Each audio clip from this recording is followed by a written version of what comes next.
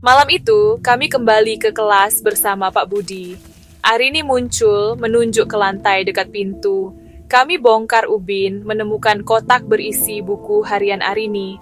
Di dalamnya, pesan maaf untuk ibunya, penyesalan yang menahannya di dunia ini. Setelah buku itu ditemukan, Arini tersenyum dan perlahan menghilang. Hawa dingin berganti kehangatan, seolah beban terangkat. Tapi energi negatif para perundung masih terasa. Kisah sekolah ini belum berakhir. Mungkin kini giliran kami untuk melawan. Pesan Arini jadi pengingat, luka lama harus disembuhkan. Dan setiap sekolah punya rahasia yang menunggu untuk diungkap. Kami akhirnya bicara pada Pak Budi. Ternyata sosok wanita itu bernama Arini, siswi yang dulu sering dirundung dan akhirnya mengakhiri hidupnya di sekolah. Cerita itu dirahasiakan sekolah, tapi arwah Arini masih terjebak di kelas itu. Gestur tangannya menunjuk lantai, seolah ingin menunjukkan sesuatu.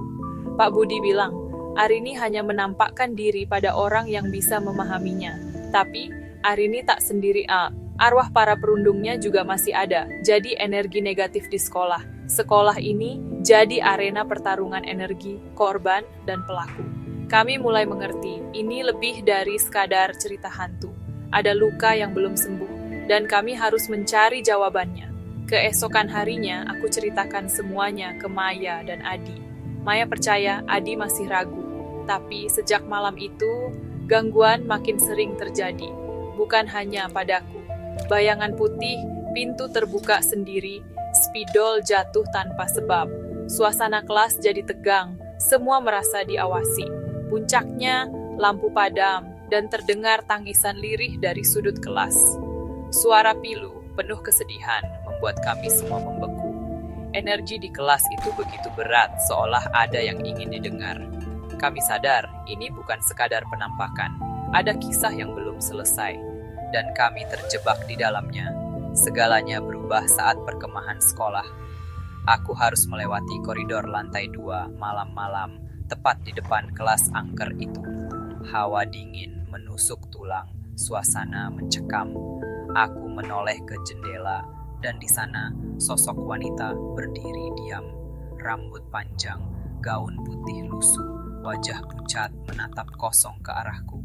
Waktu seakan berhenti, aku tak bisa bergerak atau berteriak. Perlahan, dia mengangkat tangan, menunjuk ke arahku, lalu ke lantai di depan pintu kelas. Aku tak mengerti maksudnya, hanya tahu rasa takut luar biasa. Dengan sisa tenaga, aku lari tanpa menoleh lagi. Malam itu, aku tahu cerita itu nyata, bukan sekadar legenda. Ada sesuatu yang ingin disampaikan, dan aku jadi saksinya. Setiap sekolah punya cerita misteri, begitu juga sekolahku.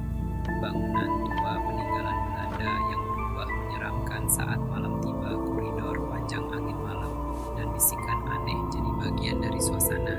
Tapi ada satu kelas yang paling dihindari, 12 IPA, 2 di ujung koridor. Lantai 2, konon, jangan pernah menatap jendelanya terlalu lama saat malam. Sosok wanita sering muncul di sana, ada yang bilang arwah penasaran, ada yang bilang penjaga sekolah. Cerita ini jadi rahasia umum, bahkan guru-guru enggan membahasnya.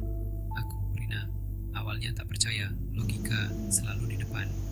Tapi makin sering cerita itu dibicarakan, makin terasa energi aneh di sekitar kelas itu.